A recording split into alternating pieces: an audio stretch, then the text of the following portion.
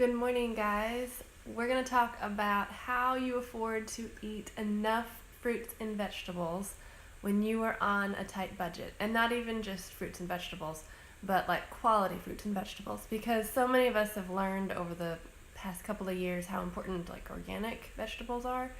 And for a lot of us, it's like, that's nice. We're just trying to afford to eat. So how do we do this? So a lot of this is also going to be some story and our struggle with saving money and eating healthy and trying to afford good things, but also just trying to eat and survive over the past especially like in the first couple of years of our 10-year marriage. So when we started out on our married budget, we were on one income because I had to move halfway across the country. And it was also a very small income because we were young, and Chris's position, it was just an entry-level position. And so we ended up with just like $25 a week for food. We had, set up our budget. We tried to figure out how we could afford to do this, and we knew that whatever money I made as soon as I could get a job, then that would just help get us out of this crisis zone. That doesn't necessarily mean that we would be increasing the grocery budget, because it was really, really tight to just afford to live, but we gave ourselves $25 a week for food, and I had to figure out how to do that. I wasn't just going to eat ramen noodles, although I was willing to eat ramen noodles because, survival. But I had grown up on a farm and had learned about organic food and local, sustainable, all that stuff. So I already loved real food, and I knew that there had to be a way to do this. There had to be a way to do this well. I knew the difference that I felt eating real food, and I didn't want to end up feeling terrible because we were eating fake food on our tiny budget. So there had to be a way to save money and eat healthy. So the topic came up, fruits and vegetables. How are we going to get enough fruits and vegetables? And one of the ways that our family has done that over the years and continues to do that is really focusing on what are the least expensive fruits and vegetables that we can eat that are also going to nourish us well. For our family and in our area, with the grocery stores that we have, we eat a lot of lettuce. We buy like the big bags of organic lettuce at Costco because you get 6 hearts of romaine and it's $5. We also buy the big bags of greens, not spring mix like lettuce, but like kale and spinach and stuff that you can use in salads, but you can also use for cooking. Those are also at Costco. Huge, giant bag. We eat those fresh for a little while, and then because it's such a giant bag and it's so hard for us to burn through it, we usually end up freezing it partway through so that we're not wasting anything. When we were first married and had $25 a week and we're just trying to find a way to eat well on this tiny budget, we got really creative. And I think a lot of times when we are on a tight budget, we can get stuck in a rut thinking this is the way that I have to do this, and I can't figure out how. Like the numbers don't add up. And so one of the ways that we were creative, and this obviously won't apply to everybody, but I worked at a garden nursery and they had a produce section. And so for the first summer of our marriage, all of our produce came from the second, which are the imperfect produce that produce stands end up with, like tomatoes with a spot on them, or green beans that are kind of going down, they're gross now, corn that has, some spots on it, and lots of peaches. Peaches bruise easily, and so we took home boxes and boxes of peaches.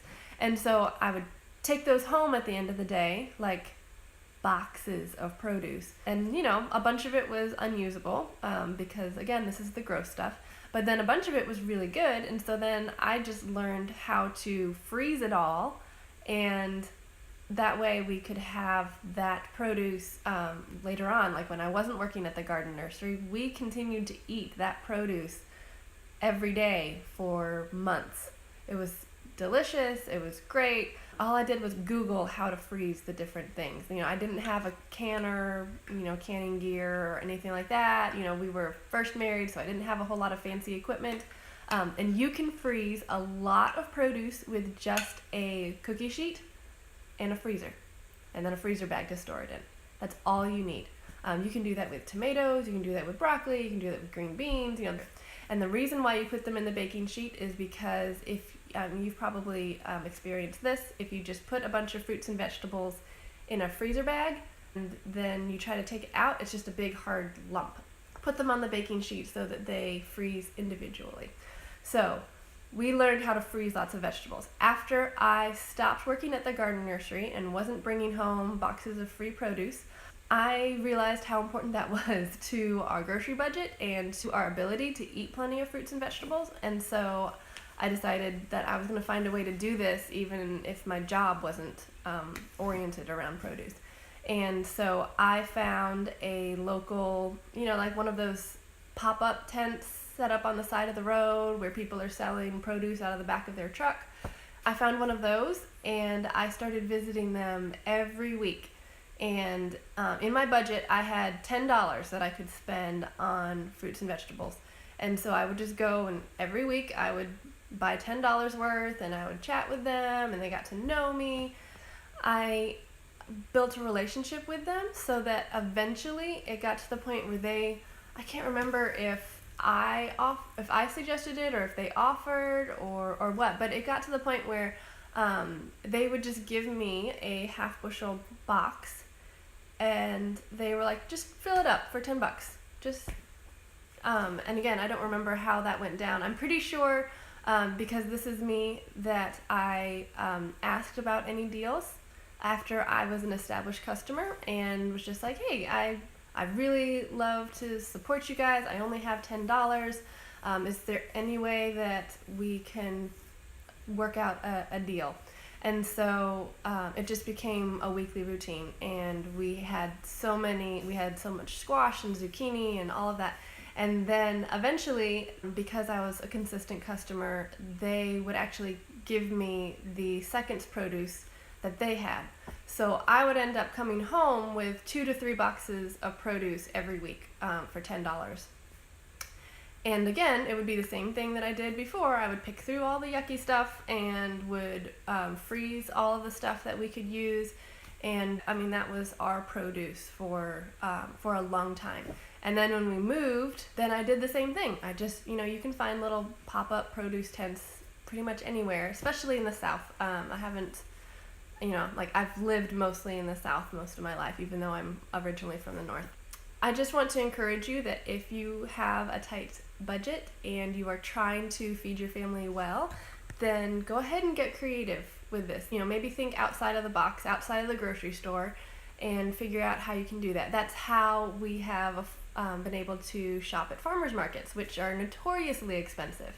But I find the produce stand that's usually not super cute. You have the ones that have their brand and their logo and all of that, and then you have the one that's just like a folding table with a bunch of produce on it. I've just had more luck building a relationship with them and then getting a really good deal from them.